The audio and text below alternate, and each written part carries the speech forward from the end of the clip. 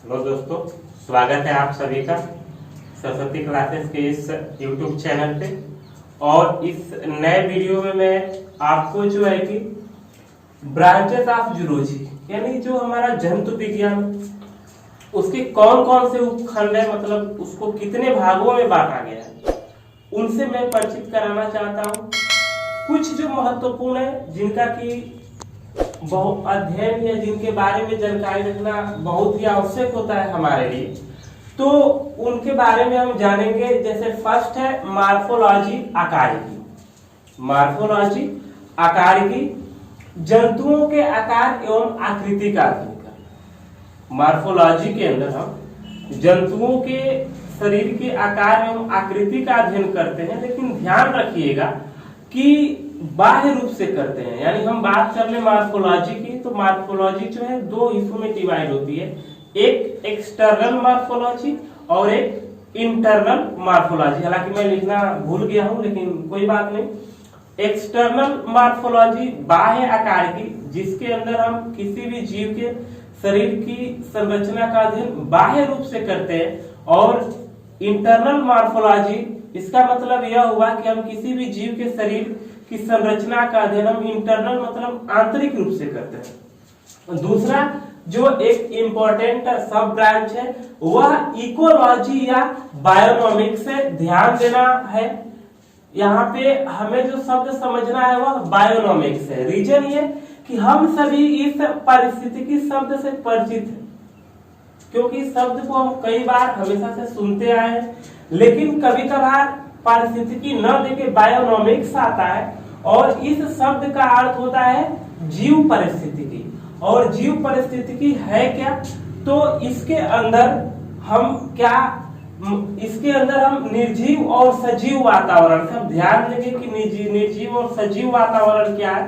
तो निर्जीव का मतलब सीधे सीधे कि जो हमारा इन्वायरमेंट है उसके जो मतलब ऐसे फैक्टर है, ऐसे कारक है जो कि लिविंग के लक्षण उनके अंदर नहीं होते, जैसे लाइट प्रकाश हो गया, एयर हवा हो गया, सॉइल मिट्टी हो गई, वाटर हो गया। तो इनको हम क्या बोलते हैं, निर्जीव बोलते हैं। दूसरे शब्दों में इन्हें हम एबायोटिक भी कहते हैं।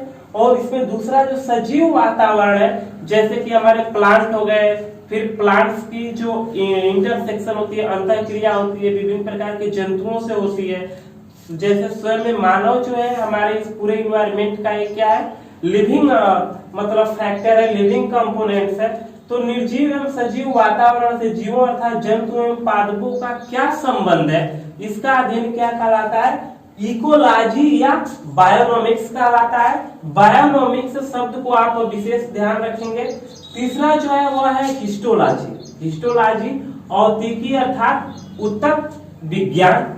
और हम सभी को मालूम है कि चाहे प्लांट बॉडी हो और चाहे एनिमल बॉडी हो, ऊतकों के मतलब संगठन से ही उसके शरीर का क्या होता है, निर्माण होता है। तो ऊतकों का अध्ययन जो होता है वह बायोलॉजी के हिस्टोलॉजी नामक ब्रांच के अंदर करते हैं।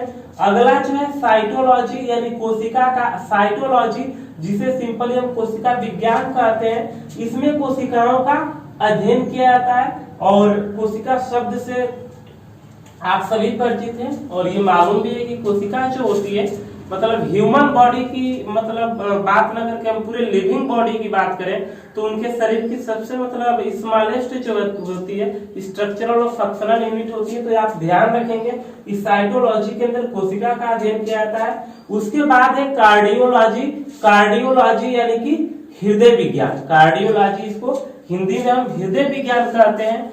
और इस जूलॉजी बायोलॉजी की इस सब ब्रांच के अंदर हम हमारा जो हार्ट है इसका स्ट्रक्चर मतलब एक्सटर्नल इंटरनल स्ट्रक्चर क्या है, इसकी मैकेनिज्म क्या है, मतलब कार्य कैसे करता है, इन सब विधियों का अध्ययन किया जाता है। उसके बाद से ऑस्टियोलॉजी। ऑस्टियोलॉजी इसका जो संबंध है हमारे ऊतक तंत्र, हमारे स्केलेटल सिस्टम से है। और उससे पहले थोड़ा सा हम ध्यान दें कि जो हमारा स्केलेटल सिस्टम होता है, जो हमारा ऊतक तंत्र होता है, वह बोन्स यानी हड्डियों से मिलकर बना होता है। तो हमारे ऊतक तंत्र के बारे में यानी स्केलेटल सिस्टम के बारे में एक पूरा डिस्क्रिप्टिव जो व्यवस्थित अध्ययन होता है वह हम ऑस्टियोलॉजी के अंदर करते हैं। और हमारा स्केलेटल सिस्टम जो होता है ये बना किनसे होता है, बोन्स अर्थात हड्डियों से बना होता है। आगे दोस्तों जो है कि हम जीव विज्ञान की कुछ अन्य शाखाओं के बारे में जानेंगे। जैसे फर्स्ट है 7th नंबर पे है सार्कोलॉजी मसल्स। सार्कोलॉजी के अंदर हम मसल्स पेशियों का अध्ययन करते हैं। और आप जानते हैं कि ह्यूमन बॉडी की बात करें तो नियर अबाउट 650 पेशियां पाई जाती हैं। तो पेशियों का स्ट्रक्चर क्या है, पेशियां बनती कैसे हैं, इन सब का अध्ययन जो है सार्कोलॉजी के अंदर करते हैं। अगला जो है वह है कॉन्ड्रियोलॉजी।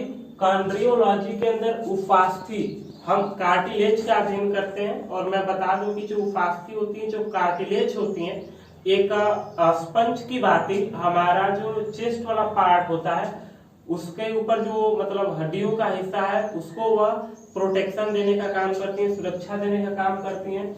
उसके बाद है हिमेटोलॉजी। और हिमेटोलॉजी के अंदर हम ब्लड जो रुधिर है, हिमेटोलॉजी के अंदर हम ब्लड अर्थात रुधिर के स्ट्रक्चर यानी संरचना और फंक्शन, उसका कार्य क्या है, इसके बारे में अध्ययन करते हैं। उसके बाद इम्यूनोलॉजी। इम्यूनोलॉजी के अंदर हम जो एक तरह से इन्फेक्शन फैलता है मानव शरीर के अंदर बाह्य कारकों यानी पैथोजेंस जैसे कि वायरस, बैक्टीरिया, फंजाई, इनकी वजह से, तो उस इन्फेक्शन को कैसे रोकती है हमारी शरीर, यानी हमारे शरीर की प्रतिरोधकता क्या है, क्या हमारे शरीर के लिए उस इन्फेक्शन को रोकने के लिए इम्यूनिटी प्रतिरोधकता है कि नहीं, इसका अध्ययन किया जाता है। उसके बाद न्यूरोलॉजी, जिसके अंदर हम तंत्रिका तंत्र नर्वस सिस्टम का अध्ययन करते हैं। न्यूरोलॉजी जिसके अंदर हम नर्वस सिस्टम तंत्रिका तंत्र का अध्ययन करते हैं। उसके बाद से जो अगला है वह आर्थोपेडिक्स है।